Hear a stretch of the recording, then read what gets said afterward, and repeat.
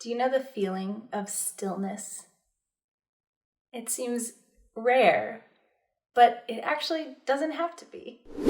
Welcome to Worldly Families. I'm Justine Jenné. Traveling to over 40 countries and living abroad has opened my eyes to new ways of being and doing. I'm all about helping you expand your horizons so you can live and parent more intentionally and more joyfully. In this video, I'll be talking about the Zen Meditation Retreat that I just went on and my takeaways from that. So after filming this whole video, I was super bummed to check out the footage and realize that my framing was all off and my hair was crazy. But I'm all about taking imperfect action, so I'm deciding to release it anyway. The information is solid, so just focus on that part. Back to the video. I spent the last 2 weeks visiting my family in California. And the weekend between those 2 weeks, I was so fortunate to get off a wait list and get into this Zen Meditation Retreat at Esalen.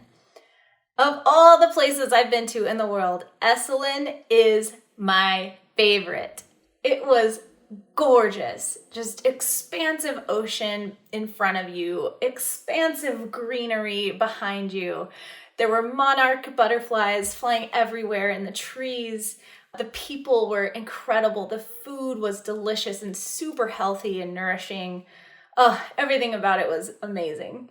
I took a meditation retreat from Dan Zigmond, who is a Buddhist priest and what in Buddhism they call a householder, meaning he works a regular tech job, he has a home and a wife and a family, and it was actually really inspiring to see that married with a regular meditation practice. I even got a signed copy of his book, Buddha's Office, and I am loving this book. It's so great. It has his sense of humor in it and a lot of the takeaways that I'm about to tell you about now. Let's dive in. Takeaway 1, meditate with your body.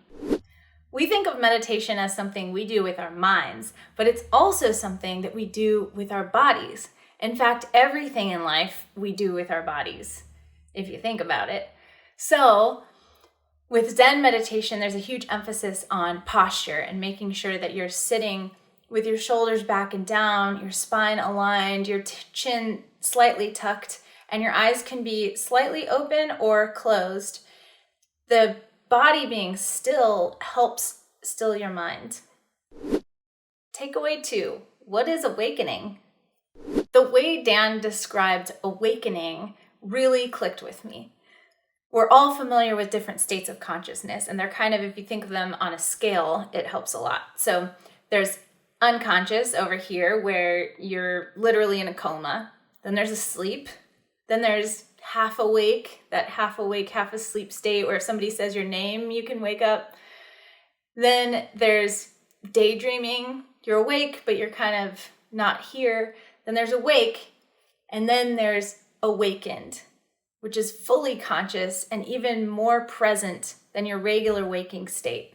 We've probably all had awakened moments in life, and a meditation practice is training for that to help you live more of your life in that awakened state. Takeaway 3, make an effort. In Buddhism, there's a concept of the middle way, not being too extreme on either side, but finding that perfect balance in the middle. In meditation, what this looks like is you want to work hard, but not too hard. So for example, if you feel a slight itch on your cheek and you just really want to scratch it, put in the effort to be still anyway. That said, if you're in a super uncomfortable position and maybe your leg falls asleep, maybe you can handle that, but maybe you know that for your body, this isn't right and you need to adjust because you're actually hurting yourself, then adjust. Takeaway 4, practice. It's important to put in the practice of meditating without being too attached to any particular result. For example, I'm not going to get down on myself if I sit down to meditate and the entire time I have monkey mind going on.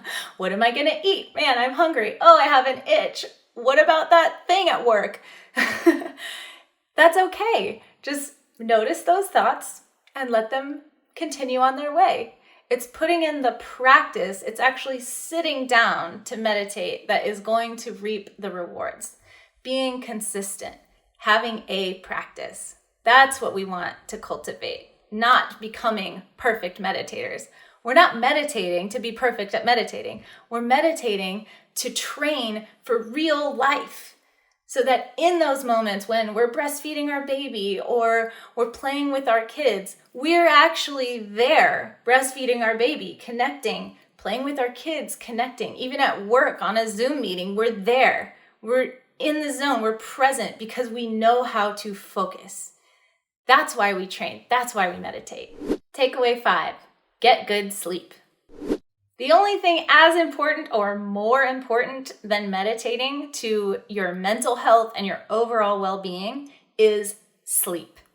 So when you're having trouble falling asleep at night, if that happens to you, just remind yourself that the most important thing you can do right now is fall asleep. There's nothing else you could possibly be thinking of that's more important in that moment than falling asleep. Then refocus on your breath. Maybe do a body scan head to toe or toe to head, just noticing everything, relaxing every muscle. As Dan said, to wake up, you gotta go to sleep. Takeaway 6, pay attention. Commit to using every interaction everywhere to make the world a little better. Awakening and helping people are one and the same. They reinforce each other. They're on the same loop, so to speak. You can't be kind to people if you don't truly see them. So meditate so you can practice being truly present. You can truly see people, truly help people, and truly awaken. Takeaway 7, suffering is optional. Pain and stress are inevitable parts of life.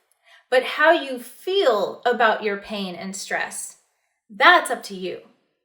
So you can feel the pain and feel the stress. Then you can be angry about the fact that you're feeling pain and stress. Or you can be sad about the fact that you're feeling pain and stress.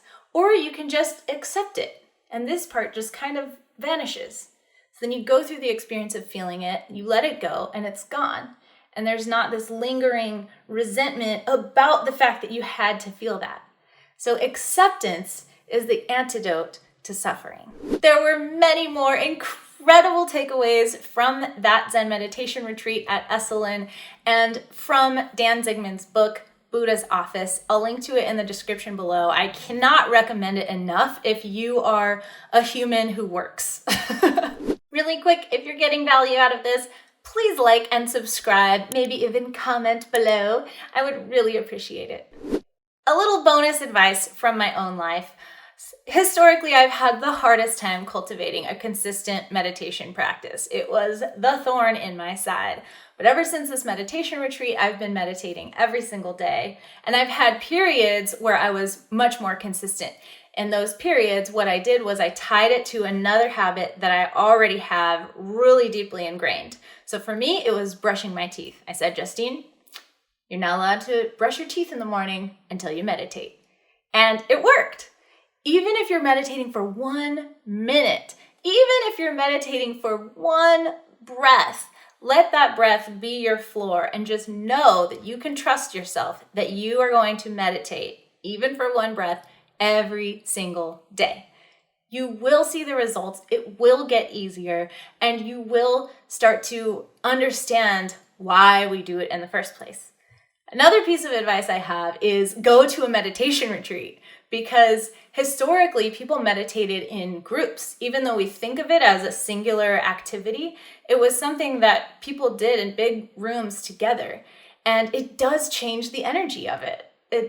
You feel everybody's elevated state with you.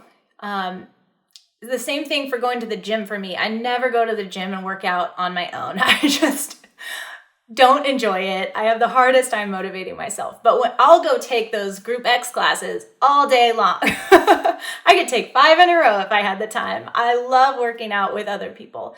So if you're having a hard time meditating on your own, try enrolling your partner if you have a partner, or create a little meditation mastermind and get together and do it as a group activity. If you're interested in checking out a meditation retreat at Esalen or another one of Dan Zigmond's meditation retreats, I will link to the upcoming ones in the description below. And that's a wrap. I hope this video inspires you to reinvigorate your meditation practice. I'll see you in the next one.